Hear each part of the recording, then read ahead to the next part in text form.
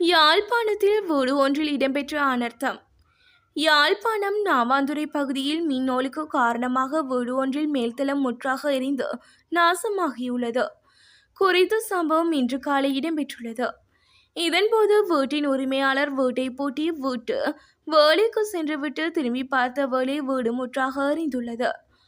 குறித்த வீடு எரிந்து கொண்டிருப்பதை அவதானித்த அயலவர்கள் மின்சாரத்தை நிறுத்திவிட்டு தண்ணீரை கொண்டு தீப்பரவலை கட்டுப்படுத்தியுள்ளனர். தீப்பரவலில் வீட்டின் மேல் தளத்தில் இருந்த கட்டில், 2 தொலைக்காட்சி பெட்டிகள், அலுமாரி, வீட்டின் ஏனைய உபகரணங்கள் எரிந்து 10 லட்சத்திற்கும் மேல் நஷ்டம் ஏற்பட்டுள்ளது. குறித்த சம்பவம் தொடர்பாக யாழ்ப்பாண காவல்துறையினர் விசாரணைகளை முன்னெடுத்து வருகின்றனர். ரஷ்யாவில் தடமுரண்டு ஆற்றில் கவிழ்ந்த ரயில். வடக்கு ரஷ்யாவில் பயணிகள் ரயில் தடம் புரண்டு விபத்து ஏற்பட்டுள்ளது. ரஷ்யாவின் நோர்த்தர்ன் ரிப்பப்ளிக் ஆஃப் கமியில் பயணிகள் தடம் புரண்டு ஆற்றில் கவிழ்ந்தது.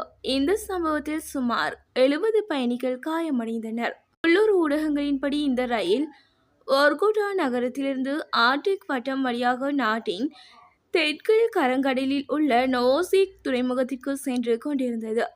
கோமி குடியரசில் உள்ள சிறிய நகரமான இந்த அருகே ரயில் தடம் புரண்டது.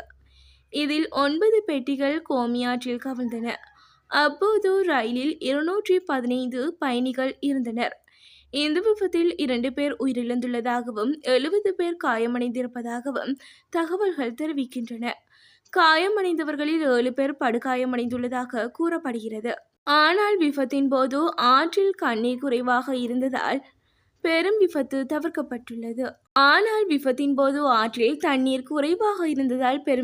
தவிர்க்கப்பட்டது. மீட்பு குழுவினர் சம்பவ இடத்திற்கு வந்து காயமடைந்தவர்களை மீட்டு அருகிலுள்ள மருத்துவமனைக்கு அனுப்பி வைத்தனர். முதற்கட்ட விசாரணையில் சமீபத்திய விபத்துக்கான காரணம் தெரிய வந்துள்ளதாக ரஷ்ய ஊடகங்கள் செய்தி வெளியிட்டுள்ளன. கோமி பகுதியில் சமீபத்தில் பெய்த மழையால் ஏற்பட்ட வெள்ளப்பெருக்கு காரணமாக ரயில் தண்டவாளங்கள் சேதமடைந்ததாக கூறப்படுகிறது.